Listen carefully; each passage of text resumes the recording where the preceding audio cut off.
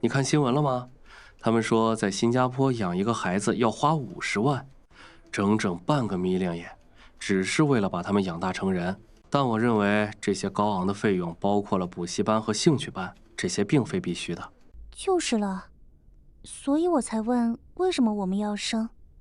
我们又不是19世纪的稻农，不需要孩子帮忙下田。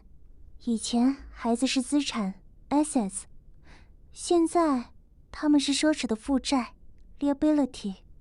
你砸50万进去，你把梦想也砸进去，结果呢？他们只是消费者，他们榨干你的银行户口、你的精力，还有你的自我。我爱这个地球，所以我才不想生个孩子来加剧对地球的破坏。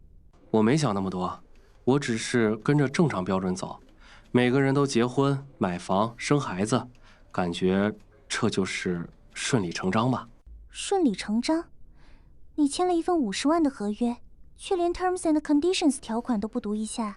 我以为船到桥头自然直嘛，我哪有去算什么尿片钱、补习费，还有那种睡不够的痛苦？我就这样顺其自然。为了什么？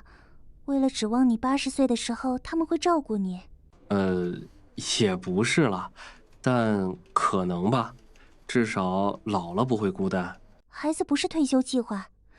我看过太多恐怖故事了，有些孩子赖在家里不走，那些啃老族有些搬去澳洲，1年才打一次电话给你。更惨的是嫌你麻烦，直接把你丢进老人院，养儿防老或者烦恼，有很多不可预测的因素。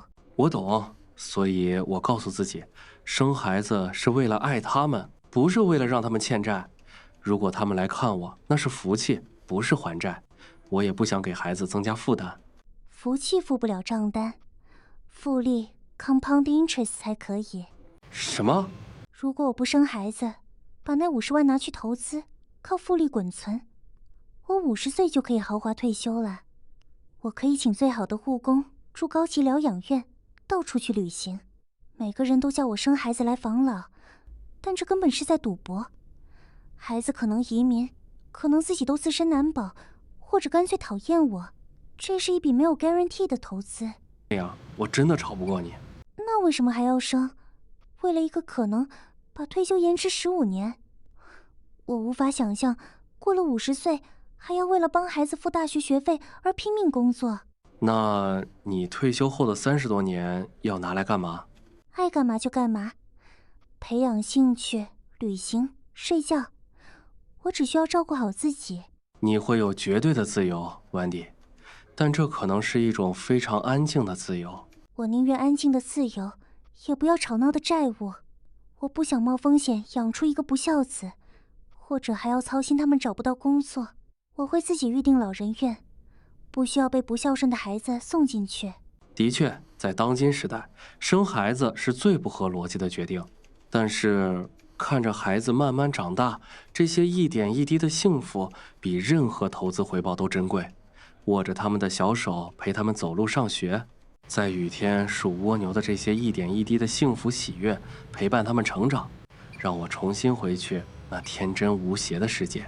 你不只是在养育一个孩子，你在建立他们童年的同时，也在治愈你自己的童年。你会倾尽所有，不是买你想要的东西，而是给他们需要的。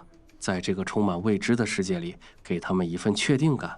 有人会说这是负担，但事实是，我们要的就是这种重量，因为背负着另一个人的明天，才让我们在今天感觉真正的活着。为人父母本来就没道理可讲，但爱从来都不讲道理。对我来说，这不合逻辑，也说不通。我还是守着我的决定和计划，不想牺牲时间和财务自由。